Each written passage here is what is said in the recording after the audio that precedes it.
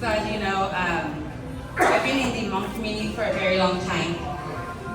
There are so many things that happen in our community that calls for leaders to rise. And it started when I was like 12. And we saw injustices over and over and over again with our people, our community. It started out with racism, and it extended with the gap in representation and bridging the gap between us and the larger community, law enforcement community, trying to build relationships with everybody. For those, a few faces here that I know that grew up in Yuba County, like I did, we all understood what we faced when we were growing up. So for a long time, 40 years plus, we had the Hmong community that lived there, and we never had any representation out there. We never had anybody who understood us, who understood our community, who represented us out there. And so I woke up one day and I said, you know what? I think it's time. I think we're overdue, and this is the time.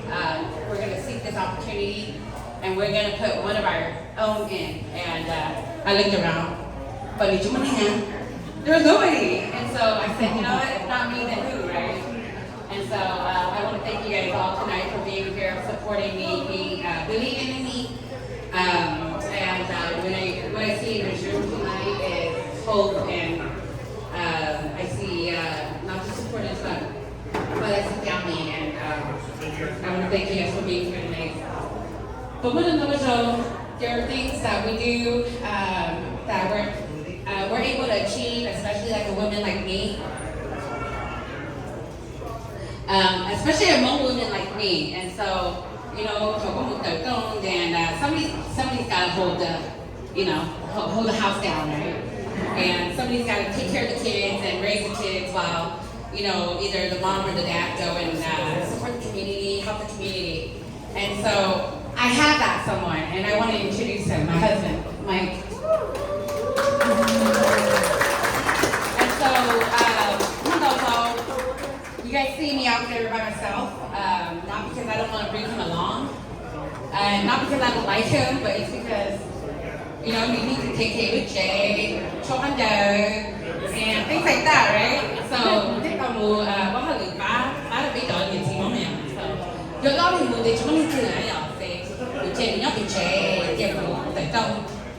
but yeah, so he's actually the hero. He's the real hero. I'm able to do what I'm able to do because of him. I'm able to do what I'm able to do because of the support from him. And Mary Ruth, back with everybody back at Mary home. Ron Supervisor Yuba in Marysville County. Then Yuba in Marysville, Stowe, John Vogue to inside Hmong to Funny, Mary Ruth, run for Supervisor Why I'm doing this, right? for 2026. This is for you. This run is for the elders in our community, our small businesses, there's there's harassers here, but like them, their businesses in my district. For our farmers, our youth, for us women, for everybody. This fight and this run is for everybody. And that you want everybody up there. I would not be running for the seat, and I made that really clear. I had a conversation 5 years ago with the gentleman back there, Tom. Thank you for being here tonight. And I had told him, at that time I was here in Sacramento, and I had told him, if I ever think about running for office, I'm going to go back home. I'm going to go back home. No Friday, the blonde and attendant though. Like Champagne and the group. And little did I know that at the time I was just talking. Little did I know, and at the time I never thought that I would come this far or even decide to go down this route.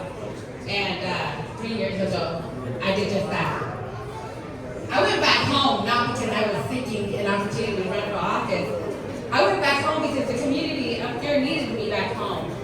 I went back home because of it. And so I went back and I helped our elders out there, specifically with the veterans, our Hmong veterans up there. We have a large group up there. So I got heavily involved with what they did, helped them out a lot with their events and our community up there. I got involved with the youth up there.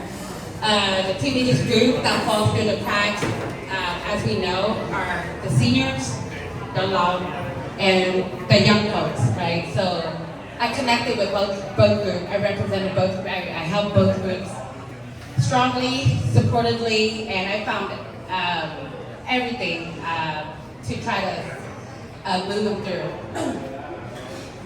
Through the 3 years that I was up there and I was pushing and pushing and pushing, I realized nothing's moving. And the problem is because we didn't have a voice at the table. And the problem is we didn't have a voice to represent us.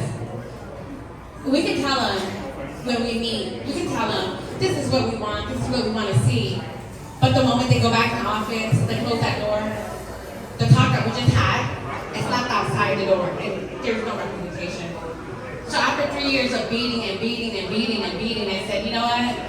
This is a time that we need to send one of ours in, and we need to go and put ourselves at that table. And so, like I said, with that, I looked around, I said, do you want to do it? Nobody wanted to do it. Hey, I need you to do it. She was one of the ones that I had said, hey, do it. And she said no. And so I looked around and at the end, the finger got pointed back at me, so here I am. But good job that took good job, yeah. Like I said, this run is for us. There are so many things that has happened up there that I wish that we can change, we can do. What really pushed me to the edge, and I had said, we had to do this, we had to send one of our own in. Was 3 years ago when, during COVID, we had an organization that had received a large grant for farmers, small farmers, big farmers. It was a huge grant, millions of dollars that came into the community. And they sent the money out, gave it out to everybody. The Hmong community is the third biggest population in Yuba County. In District 1, not a dollar of that grant money landed in the hand of a Hmong person. And so we had a lot of farmers, and those who grew up there know they can see up there the Otay, the farm, the Yukai, the Tajok, and that's how they made a living. But when that grant came in, it was distributed out, but not a dollar came into a Hmong person's hand. So I saw that. And then just earlier this year, we had federal credits that dealt with behavioral health.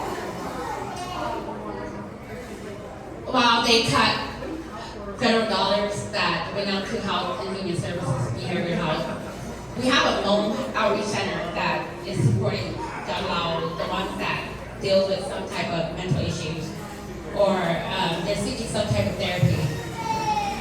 Well, while everybody's receiving some type of cuts from their programs, our entire outreach center is being shut down, and it's being shut down by June. So that's what motivated me to make this move. Because the reason why all this has happened is because we don't have somebody there speaking up for us, and we don't advocate for ourselves. And I've noticed that with our community, specifically our Asian community, we tend to be this quiet, obedient person, the typical stereotype that everybody thinks, they're Asian, they're quiet, and so they do things thinking there's nobody advocating for them, there's nobody doing things for them. They'll just go with the flow, and if we completely shut down their center, they're just gonna be okay with it, they'll find something else. So that's what pushed me to the edge, and I said, I'm done with this. I've seen it over and over and over for 40 years up in Yuba County. Every time something good happens, we don't get it. Every time they need a vote to get in office, guess what? They come knocking on our door.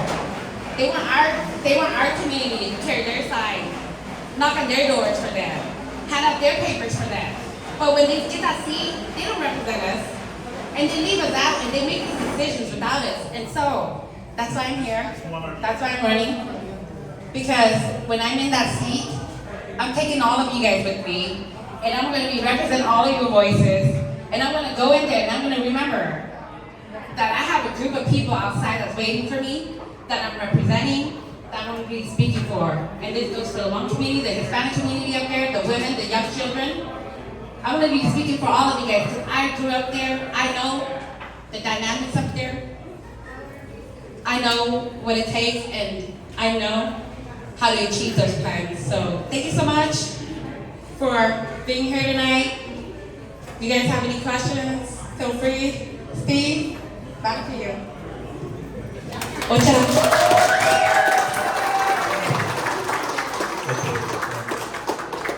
I'll also introduce Marie's campaign manager.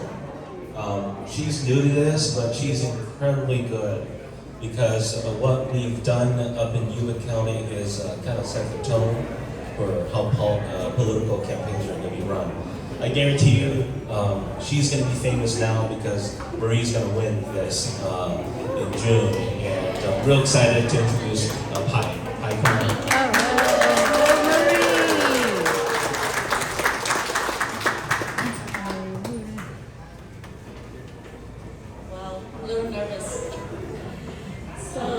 Thank you for you guys coming tonight. Let's see, 26 years ago, Marie, I didn't think we'll be here today doing this. But today, I'm happy that we're here and we're gonna win this in Yuba County, and we're happy to stand behind you and we're gonna do this together. So, thank you So the other thing that we're here for is food. So Tony's going around. I think we have two choices, but there's a catch to this. The reason why you're here is because Marie's going to need money. And the reason why you in particular have showed up is because you believe in Marie. Let me tell you the story. So Marie was out campaigning. All the other politicians were doing political stuff, right? So Marie's out campaigning, and Marie ran into somebody who is living on the streets. And Marie's going to get coffee, and then he's going to get coffee. But he sees Marie's, and he says, "Hey, I know who you are. You're Marie, who's running for county supervisor." Turns out this guy's a veteran, living on the streets. Our system has failed our veterans. Marie stands strong in support of veterans.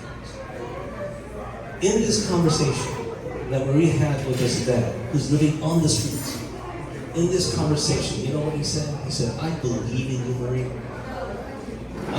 Instead of having coffee today, I'm going to give you my $2. And I want you to take this $2, and I want you to send 2 memos to 2 constituents so that you can win and you can care for us." That's why we're supporting Marie. That's why this veteran, who happens to be part of the outhouse community, is helping Marie. Marie needs to win this. When Marie wins, she will be the highest ranking elected official of Hmong descent in the state of California. Now I want you guys to pause for a moment there, right? None of those big names that you hear, all the ones that speak at Hmong funerals, all the ones that go to Hmong events, those are all BS. The person who actually stands for core principle, and the reasons why we're supporting her is because of the interaction that Marie had with his veteran. How Marie treated this veteran, how Marie's going to take this message to the county board chambers is the same message that she's going to take each and every one of you. So, we're going to feed you tonight, but in exchange, I'm going to ask you guys to do something.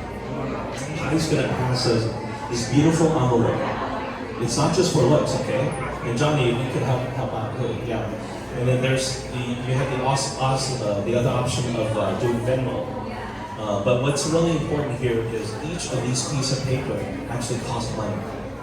And in order for Marie's pretty signs that you see, they also cost money. Each of these signs cost about $20, right? And so the number of signs that we put up, not only that, but the signs that are vandalized, because Marie's opponents are scared of her. They're scared of her winning. The short little one girl, from the hood is going to win this. But in order to do that, we need all of you to help. I know, money's tight right now. I totally get that, right? But I always tell people, you give a little bit more. And when you do that, your gift of dollars equals dollars that reaches voters. And that's the reason why we're here tonight. So if you pick up an envelope, I know some of you have already donated, and I'm going to ask you to pick up another envelope and give it to somebody out in the community, somebody that you know, and tell them about Marie. Tell them to look on our webpage. Tell them to come out tomorrow to the barbecue so they get to know Marie, and we're going to make history up in Yuba County. And we're going to set the tone for how elections are run up there. And then in the echoes of history, you will hear about Marie, who made a difference up in Yuba County. So folks, thank you so much for coming. Please enjoy your meal tonight, and engage with Marie. Have a conversation with the folks that are involved in her campaign. There's great stories to be told, and there's history to be made. But more importantly, we need your money. And Marie's too polite and too ladylike to actually ask. But I have no shame, and so I'm just going to ask you straight out. We need money, in order for us to win. And I need your dollars. And even though you've given already, I'm going to ask you to give again. Because this is worthy of every dollar that you can get. So if you believe in Marie, do it. And let's close it out with a few Marie Blue cheers, right? On the count of 3. 1, 2, 3. Marie Blue! Marie Blue! Marie Blue! Marie Blue!